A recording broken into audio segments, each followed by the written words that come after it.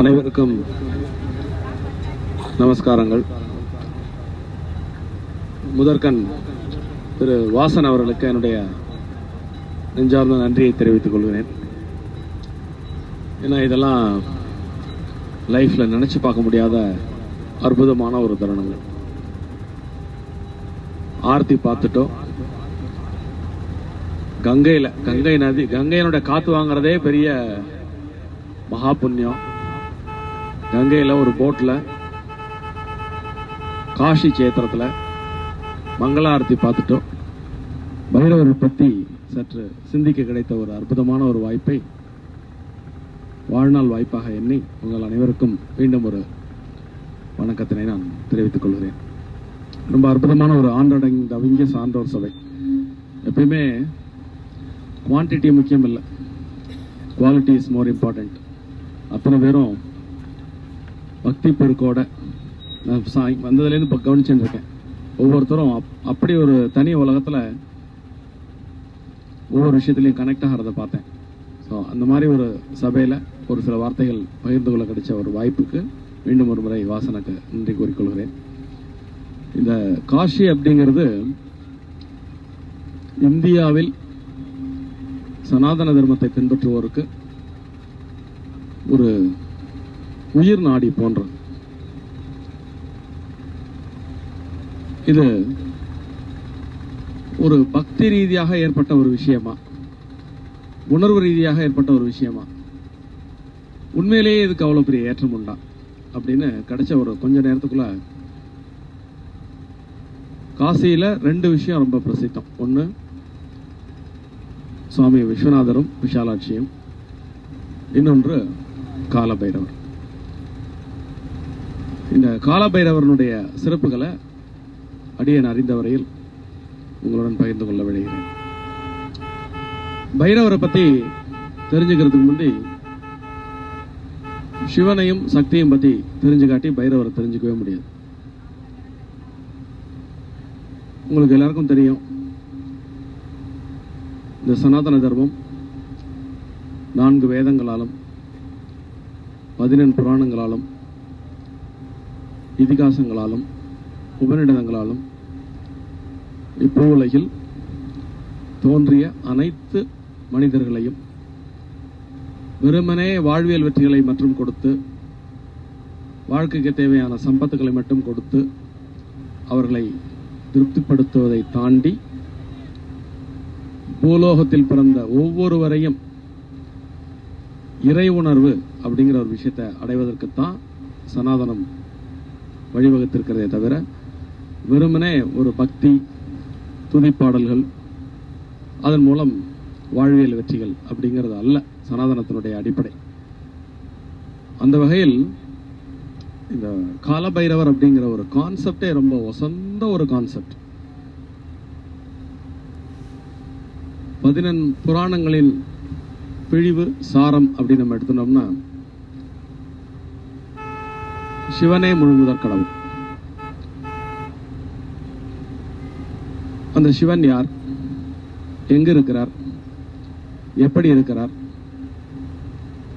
அப்படிங்கிறத பத்திலாம் வெகு நிச்சயமா நம்ம இங்க கூடியிருக்கிற அத்தனை பேரும் ஏதாவது ஒரு காலகட்டத்தில் யோசிச்சிருப்போம். ஏன்னா அந்த தாகத்தையும் அவர் தான் கொடுக்கிறார்.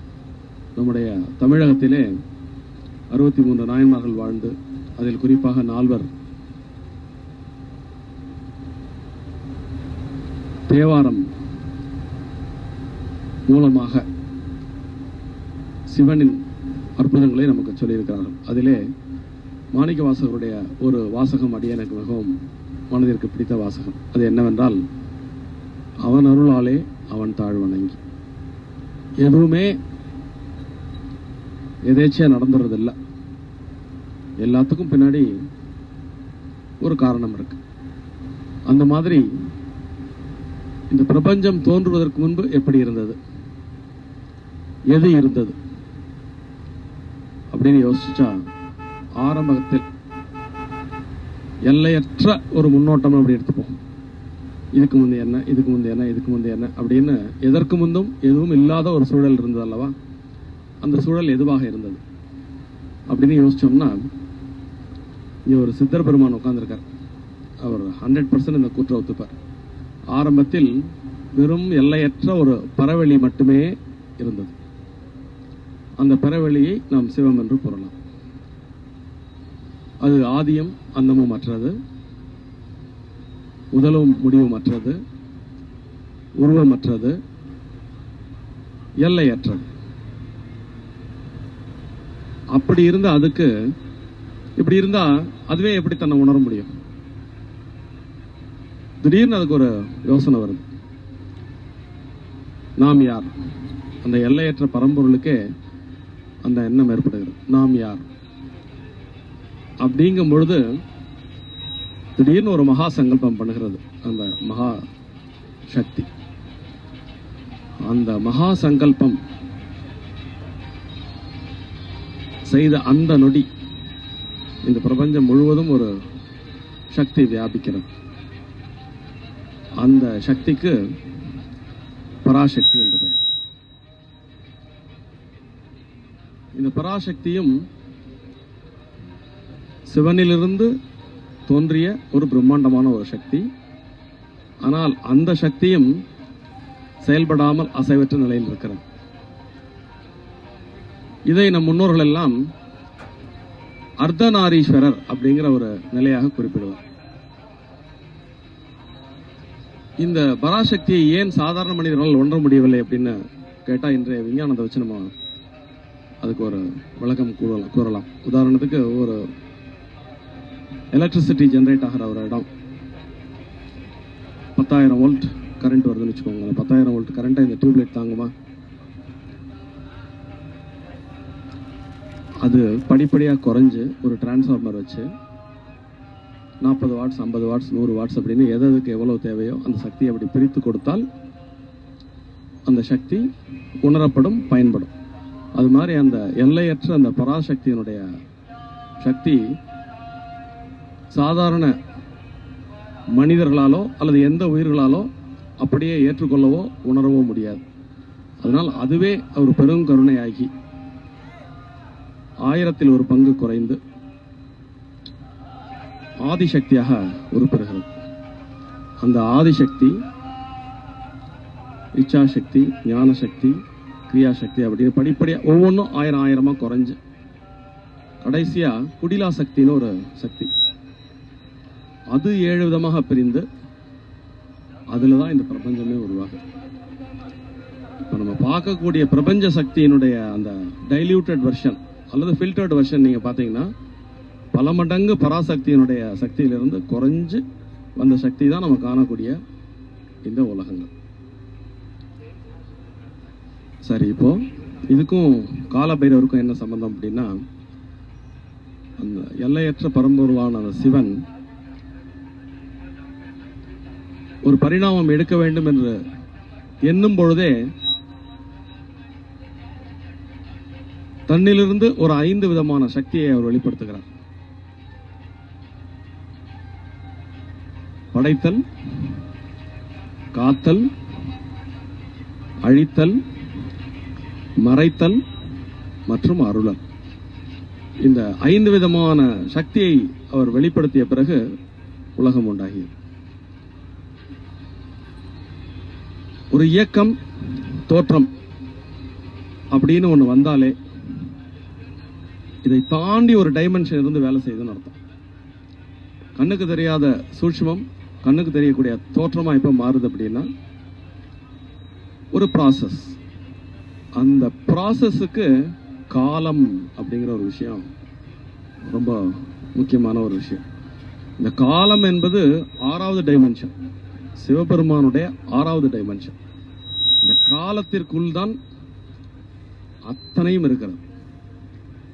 இந்த காலத்திற்கு அதிபதி காலபைரவர். அந்த காலபைரவருக்கு உண்டான மூல பூமியா இந்த காசி சேத்திரத்தை சொல்லலாம். ஏன்னா 3 புராணங்கள்ல பைரவருடைய மகிமைகள் சொல்லப்படுகிறது. லிங்க புராணம்,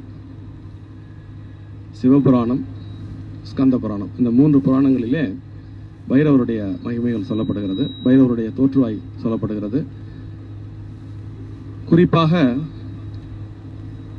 பிரம்மா இந்த க்ஷேத்திரத்தை தன்னுடைய க்ஷேத்திரமாக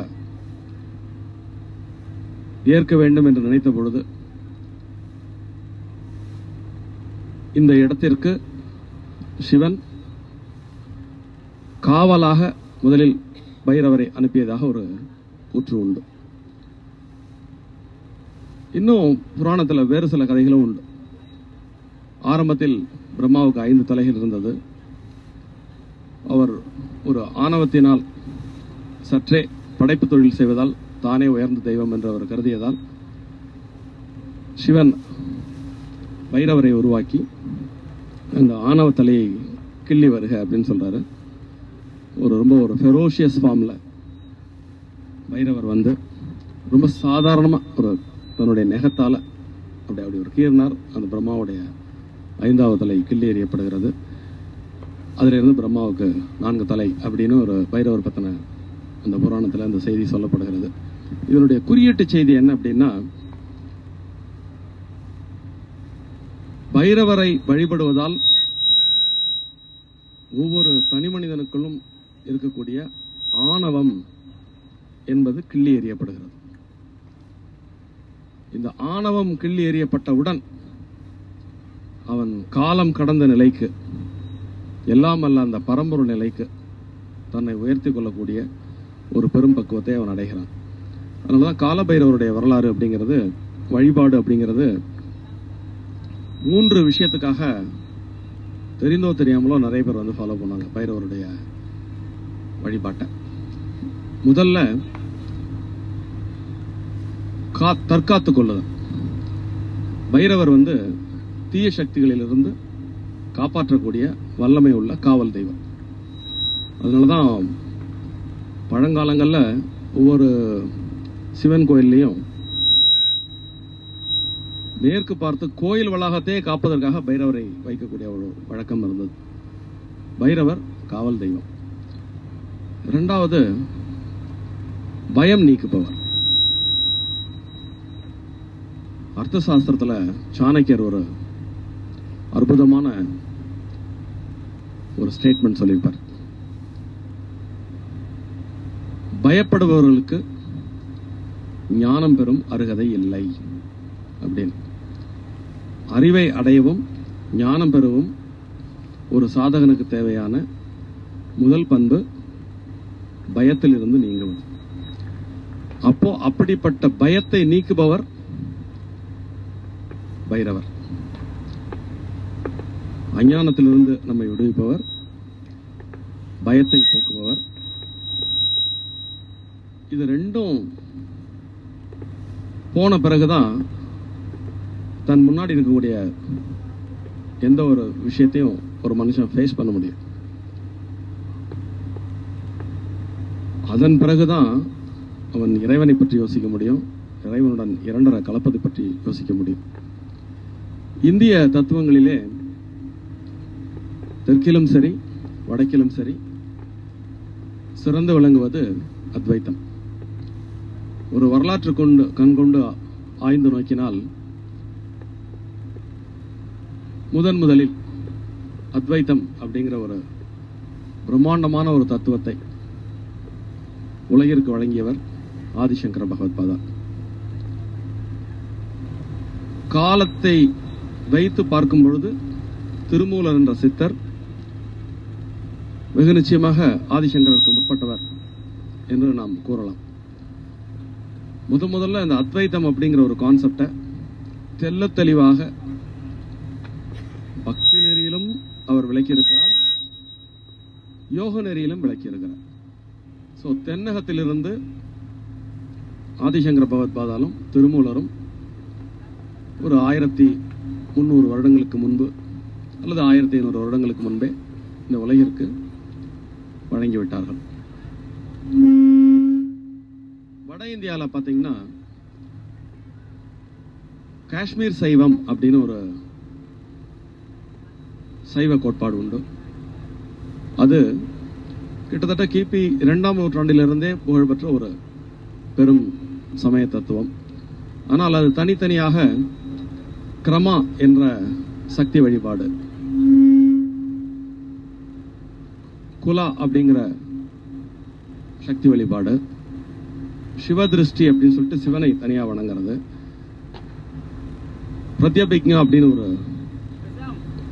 ஒரு வழிபாடு. இப்படி தனித்தனியாக இருந்த வழிபாட்டு முறைகளை ஆச்சாரிய அபினவ் குப்தர் அப்படின்னு 9ஆம் நூற்றாண்டுடைய இறுதியில் 10ஆம் நூற்றாண்டுல தொகுத்து திருக்காசைவிசம் அப்படின்னு ஒரு அழகான ஒரு பேக்கேஜா வழங்கினார். அது ஒரு அற்புதமான தத்துவம் என்றால் அது சற்று மிகையான ஒரு கூற்றாக இருக்க முடியாது. அவருடைய தத்துவத்தின் பின்னணி என்ன என்றால், சிவனை தனியாக வழிபடுவதாலோ சக்தியை தனியாக வழிபடுவதாலோ ஒருவன் இறைநிலையை அவ்வளவு எளிமையாக அடைந்து விட முடியாது.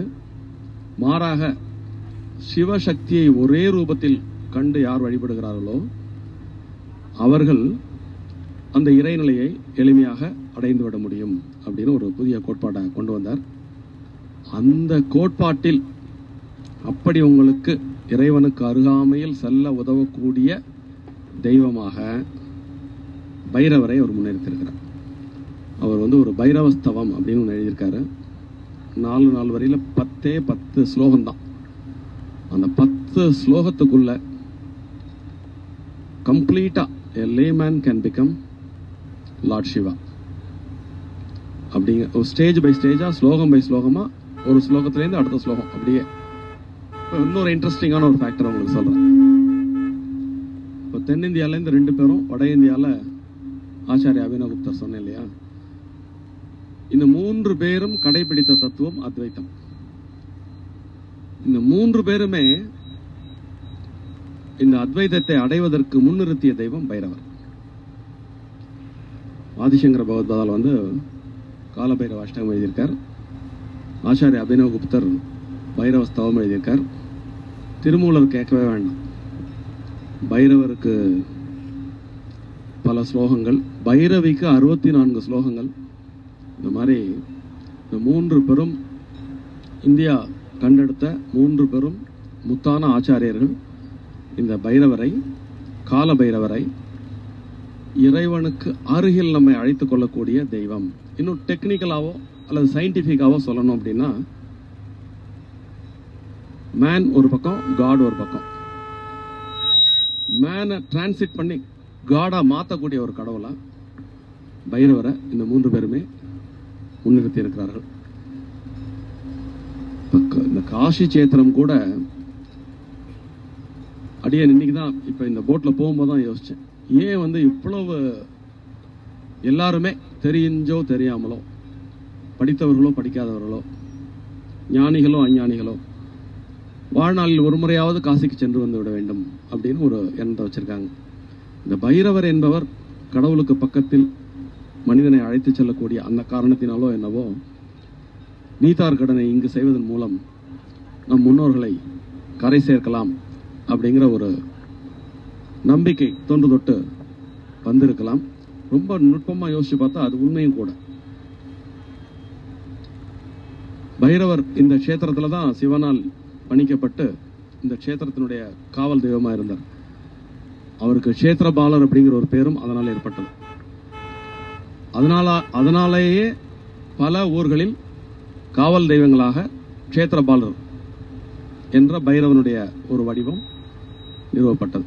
இந்த மாதிரி இந்த பைரவருடைய பெருமைகளை சொல்லிட்டே போகலாம், காலத்தின் அருமை கருதி. ரொம்ப ரொம்ப ரம்மியமா இருக்கு. So it cannot be expressed in words. இப்படி ஒரு நிகழ்வு நடக்கும் அப்படின்னாலும் லைஃப்ல நினைச்சே பார்க்கல. ரொம்ப அற்புதமான நிகழ்வு, அற்புதமான மனிதர்களுடன் அற்புதமான ஒரு மாலை பொழுதில் கங்கை கரையிலே படகிலே இந்த ஆரத்தி எடுக்கக்கூடிய இந்த இடங்களெல்லாம் பார்த்துட்டு, இந்த காட்ஸ் எல்லாம் பார்த்துட்டு, பைரவர் பற்றி உங்களுடன் சிந்திக்க கிடைத்த இந்த பொன்னான தருணத்திற்கு எல்லாம் அல்ல அந்த இறைவனுக்கு நன்றி கூறி, இந்த வாய்ப்பை ஏற்படுத்தி கொடுத்த வாசனுக்கும் நன்றி கூறி நிறைவு செய்கிறேன். நன்றி.